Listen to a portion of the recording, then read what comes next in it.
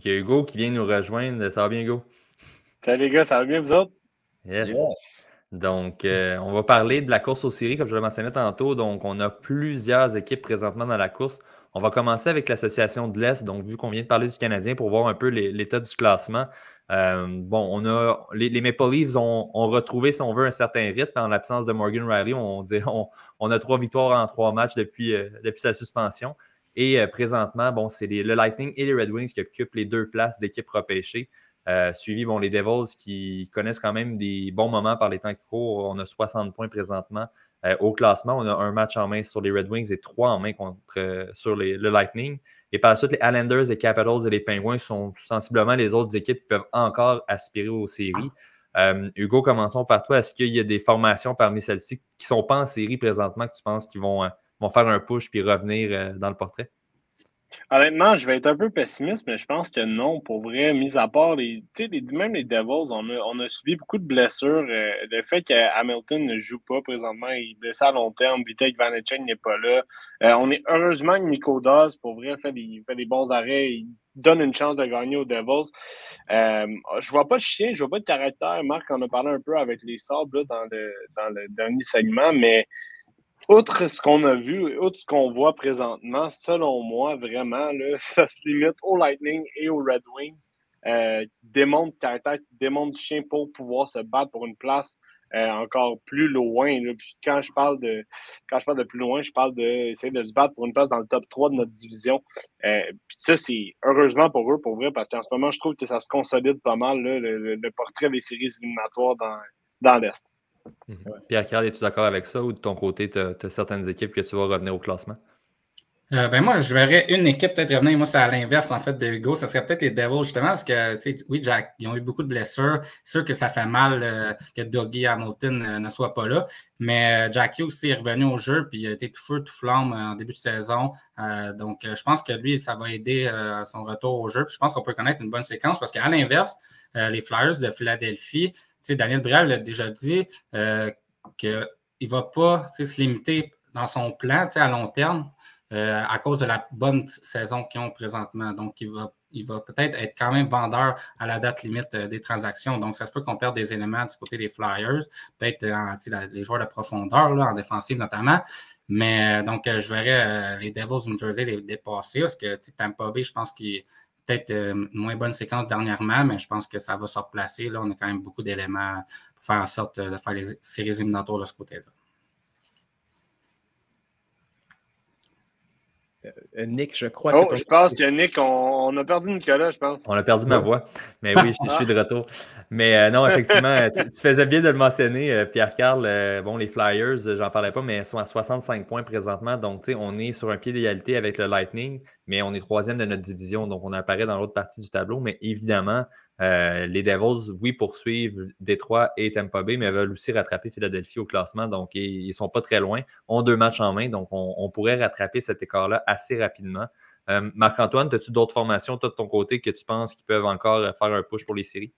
Ben, moi, je me pose une question qui est celle-ci. Est-ce que les équipes de tête, j'ai un exemple, les Bruins, les Maple Leafs, est-ce que c'est des équipes qui, étant acheteurs, est-ce qu'ils vont être capables de voler les atouts principaux, les atouts les plus intéressants sur le marché? Je donne un exemple.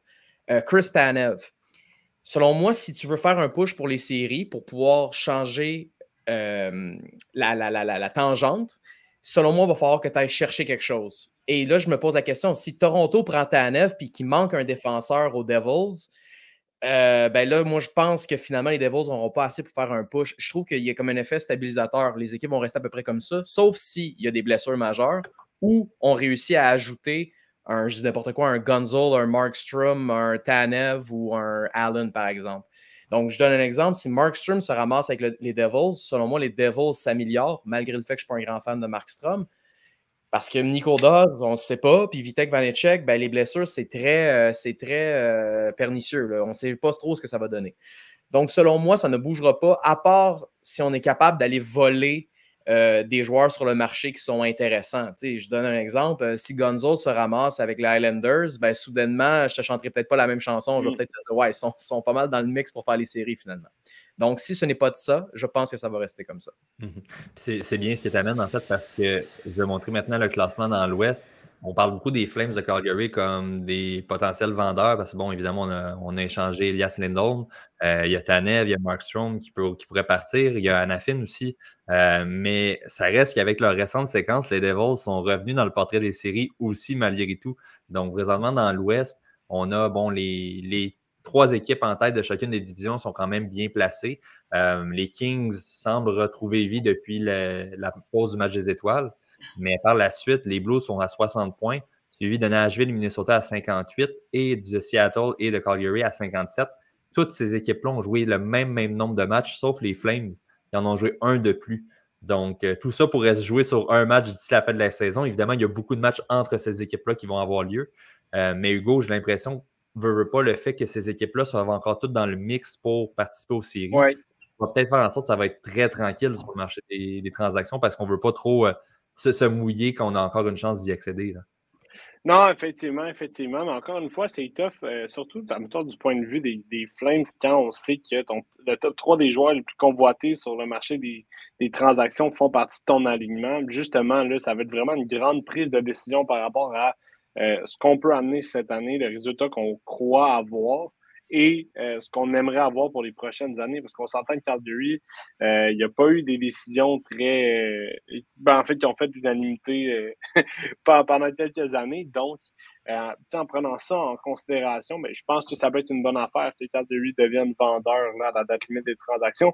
Et contrairement à l'Est, je trouve que dans l'Ouest, justement, on a 3 équipes quand même qui se tiennent tête en le Wild, les Preds et le Kraken, qui démontrent encore du caractère, qui démontrent qu'ils peuvent encore être à un élément, comme Marc l'a dit, de pouvoir se placer et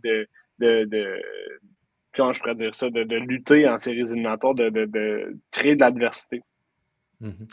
Parmi ces équipes-là, est-ce qu'il y en a une que tu vois détrôner Saint-Louis au 8e rang de l'Ouest pour participer aux séries? En ce moment, c'est difficile à dire, mais si j'avais un 2 à mettre, je pense que je le mettrais sur le Kraken. Je trouve que c'est une équipe qui est par séquence. Ça, je vais te l'accorder. Mais lorsque les séquences sont bonnes, sont très bonnes et durent très longtemps. Donc, peut-être un coup de chance va aller du côté de Seattle pour détrôner Saint-Louis. Saint-Louis qui semble être une équipe pas très stable présentement, qui connaît un peu de brume, là, si tu veux. Je sais pas pourquoi j'ai dit brume, on dirait que c'est ça qui m'est venu en tête. Mais qu'il y en a un peu de brume en termes de chimie, en termes de cohésion, mais en termes de décision prise, je sens qu'il n'y a pas un équilibre au sein de ce vestiaire-là, contrairement à ce qu'on peut avoir à Seattle, malgré qu'il y a moins de talent à Seattle.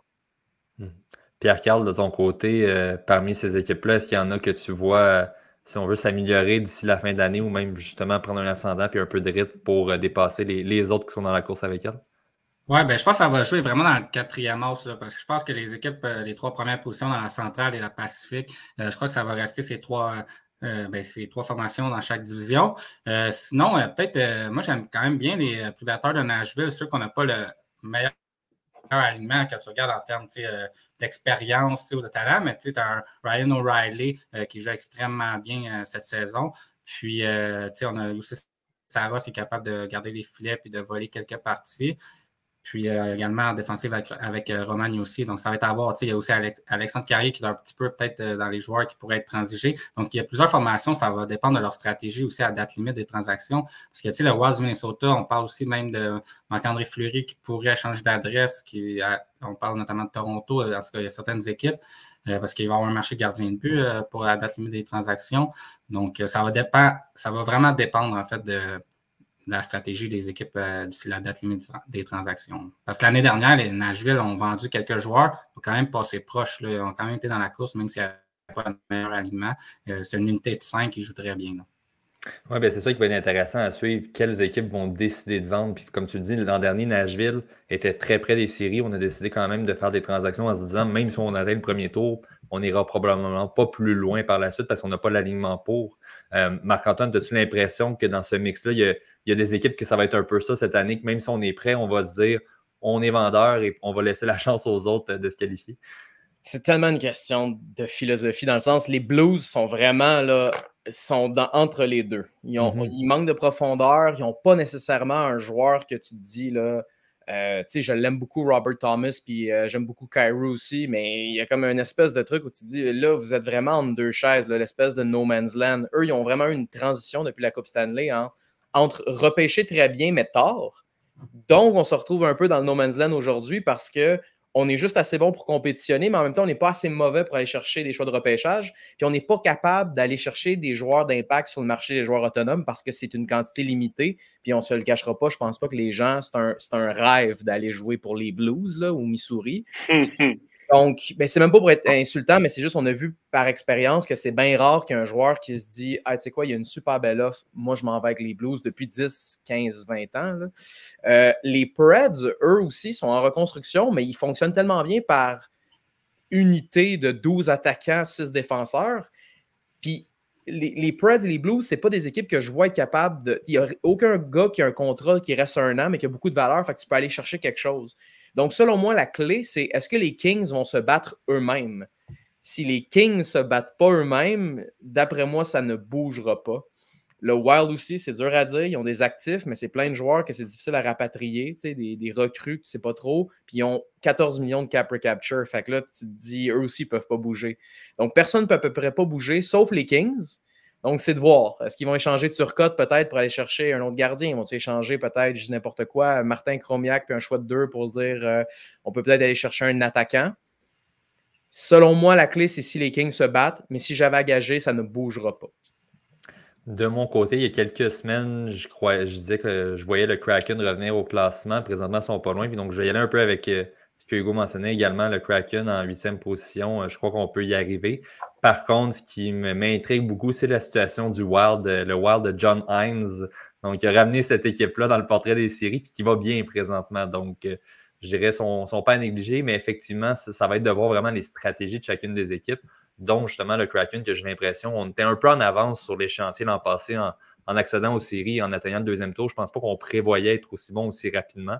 Donc, peut-être qu'on va être tenté d'échanger quelques morceaux qui ont des contrats qui arrivent à échéance pour préparer le futur, parce qu'initialement, en fait, je pense qu'on voulait plus tendre vers le repêchage et bâtir un alignement qui allait être solide pendant plusieurs années.